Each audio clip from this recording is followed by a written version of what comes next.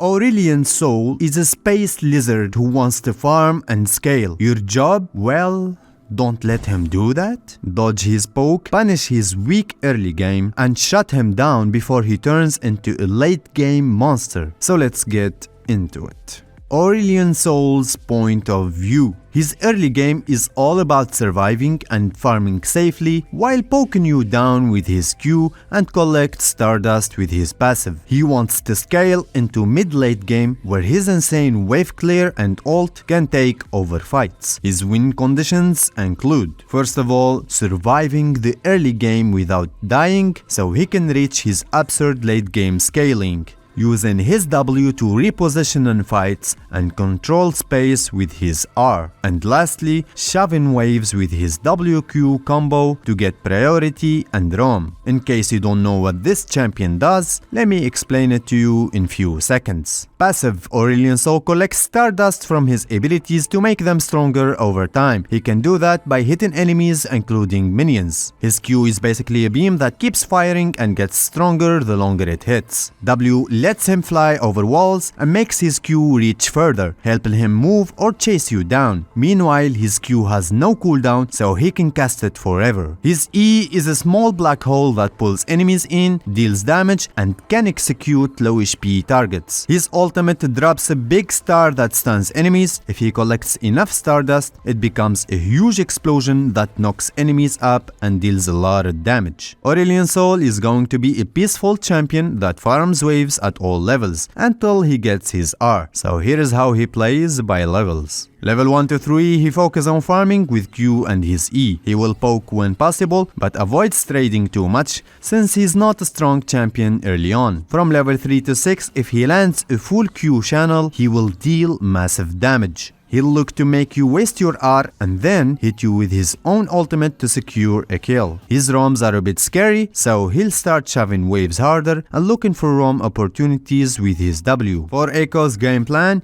your goal is to punish his weak early game, avoid free poke, and make sure he never gets to comfortably farm. Here is how you do it. From level 1 to 3, Aurelion Soul will try to push with his passive and Q. Look for short trades with Halo Blades plus passive procs. Avoid extended fights if you wanna win the trade. Remember, the more he damages you with his abilities, the more he gets stronger. From level 3 to 6, this is your time to shine. Use your E to dodge his own E and get on top of him. He has no mobility early, so if he missteps, you can run him down with Ignite. I never talked about summoner spells in this series, but I still think Teleport is an OP spell, and that's why I run it myself in all of my games. However, since your job is to shut down Aurelion Soul early, Ignite is a powerful option, so it's up to you in the end. Post level 6, if he tries to shove and roam, you have two options: shove back and follow, or all in him before he can move. Your R is your counterplay against his ultimate, so don't be afraid to play aggressive. For wave management, early game keep the wave slightly on your side so you can threaten all-ins. Mid game, if he ever roams, hard shove the wave and take plates. You don't want to let him affect the map without consequences. More tips for trading: abuse his weak early game with short trades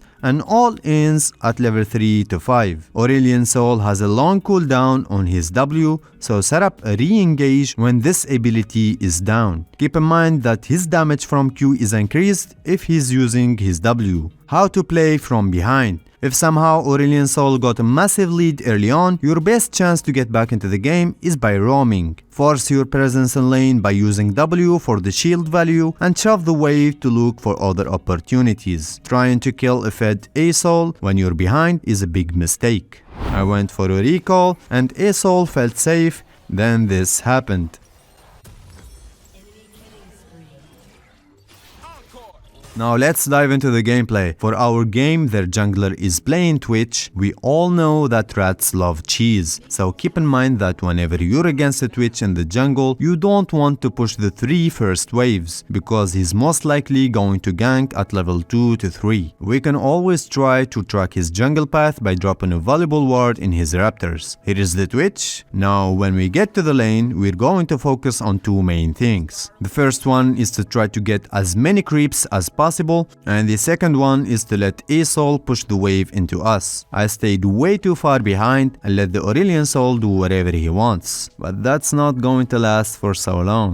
I could have went E and start engaging, blah blah blah, but again, I'm putting myself at risk if I get low from trades. I used my Q to clear 2 minions. You don't want to overdo this because it's not worth the mana cost. Anytime this A-Soul tries to step up to me, I can poke him down. Just don't hit the wave with your Q and let him get the push as we said earlier. The second wave came in and I might look for a quick trade here. A-Soul got his level 2 first, but that's not a big issue. As soon as I got my level up, I went for a double value combo here, farming and trading at the same time. The only problem with my trade though is that I kept chasing him for so long, so that's definitely a mistake here. You don't want to chase Aurelion Soul because you don't win the extended fights, and he also gets stronger when he's flying. Twitch got first blood on our support, we keep an eye on the minimap, and we can see that he's back to his jungle. We back off and heal a little bit, knowing that we also have flash ready if Twitch came here. Unfortunately, I can't step up because Twitch could be somewhere nearby.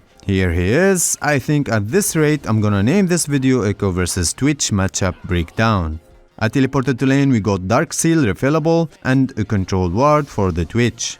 The wave is in a perfect spot. I kept last hitting minions to maintain the freeze. I keep on saying this in most of my videos, but this tactic is very strong for Ekko even in this new season. But only do this in the first few levels.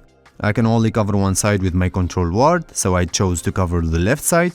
I know that he can still gank me from lane or right side, but what can you do, right? Then we get back to our lane, we keep on staying safe and punish A-Soul every time he tries to farm. And this is exactly what our job is in lane. When I saw an angle, I went for an all-in to kill my opponent.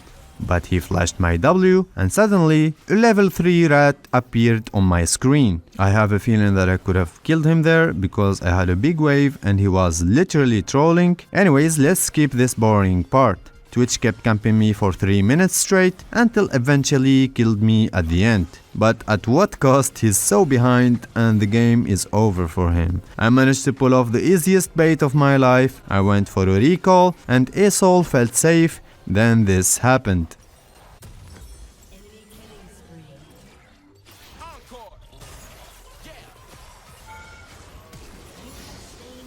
Aurelion Soul might be a space dragon, but he's got the durability of a wet napkin. Keep him grounded, shut down his scaling, and turn him into nothing more than cosmic dust. And that's how you win this matchup. If you found this guide helpful, drop a like and subscribe for more Ekko matchup breakdowns. Let me know in the comments which champion you want me to cover next. Always thanks for watching and I'll see you in the next one.